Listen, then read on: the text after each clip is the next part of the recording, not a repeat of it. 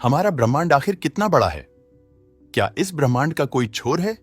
और क्या कभी हम इंसान इस यूनिवर्स के कोने तक पहुंच सकते हैं? आज हम आपको पृथ्वी से लेकर ब्रह्मांड के किनारे की एक रोमांचक यात्रा पर ले जाने वाले हैं, तो अपनी कुर्सी की पेटी बांध लीजिए और तैयार हो जाइए।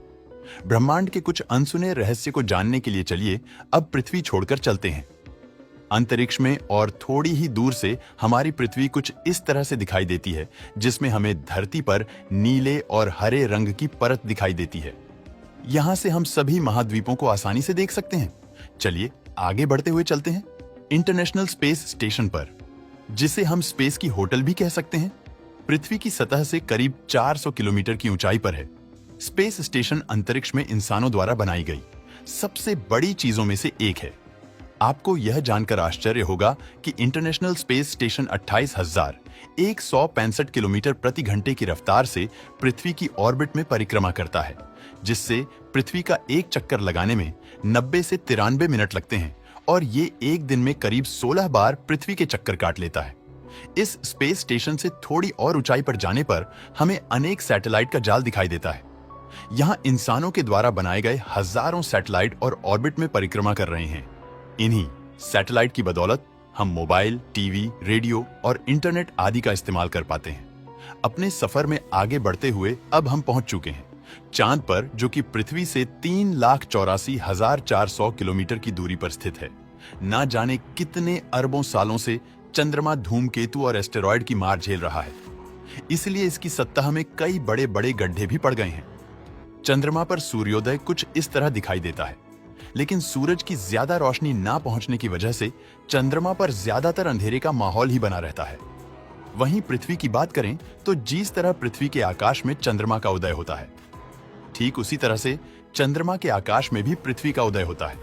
फर्क बस इतना है कि यहां से चंद्रमा का कद छोटा दिखाई देता है और वहां से पृथ्वी का कद बड़ा दिखाई देता है, क्योंकि चंद्रमा पृथ्वी से काफी छोटा है। चलिए अब हम सौर मंडल के जन्मदाता सूर्य की तरफ चलते हैं, जिसके बिना जीवन की कल्पना कर पाना असंभव है। पृथ्वी से सूरज की दूरी करीब 152 मिलियन किलोमीटर है। जब हम पृथ्वी से सूर्य को देखते हैं तो वह हमें छोटे चमकते हुए गोले की तरह दिखाई देता है, लेकिन असल में सूर्य इतना बड़ा है कि वह अपने अंदर एक दो नहीं बल्कि 13 लाख पृथ्वी को समा सकता है।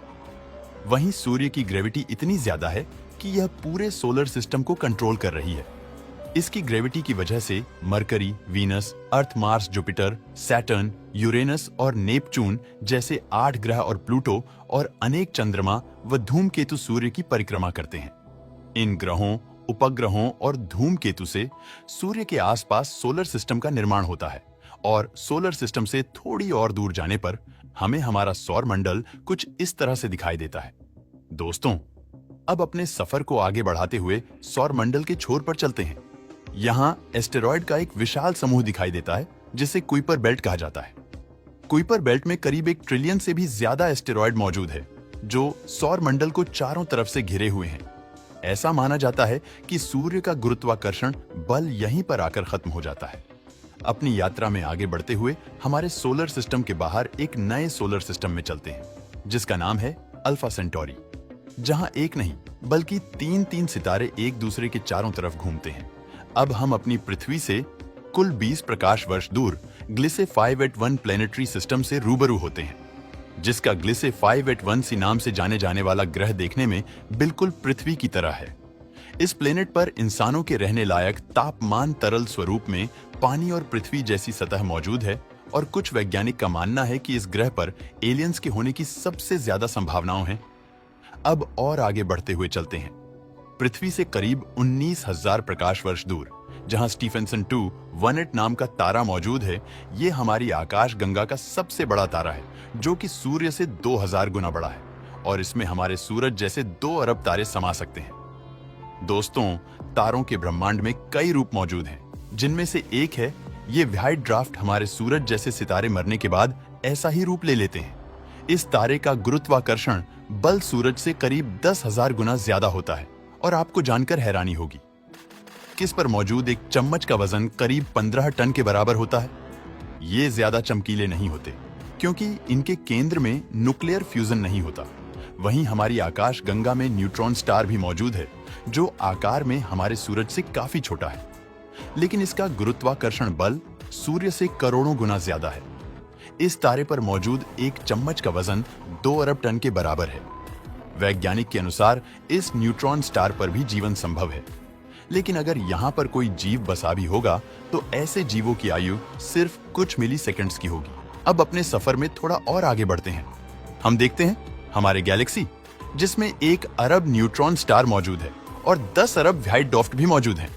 वहीं हमारी गैलेक्सी में करीब 100 अरब प्लेनेट मौजूद है, अनगिनत एस्टेरॉयड मौजूद है और न जाने ऐसे कितने ऑब्जेक्ट मौजूद है जिन्हें अभी तक हम जान ही नहीं पाए हैं। और इन्हीं सभी ऑब्जेक्ट्स को जिसने अपने आसपास रखा है वह है हमारी आकाश गंगा का सेंटर, जहां मौजूद है सबसे बड़ा ब्लैक होल, जिसका नाम है सैजिटेरियस ए मिल्की। वे आकाश गंगा को लेकर एक रोमांचक तथ्य यह है कि यह इतनी ज्यादा बड़ी है कि अगर लाइट भी इसके एक कोने से दूसरे कोने तक जाए तो से भी इस सफर को पूरा करने में 1 लाख साल का समय लग जाएंगे।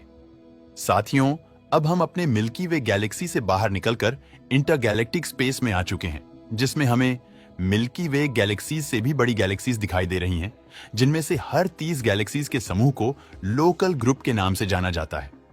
अब हम देख रहे हैं विगो सुपर क्लस्टर, जिसमें सैकड़ों लोकल ग्रुप शामिल है।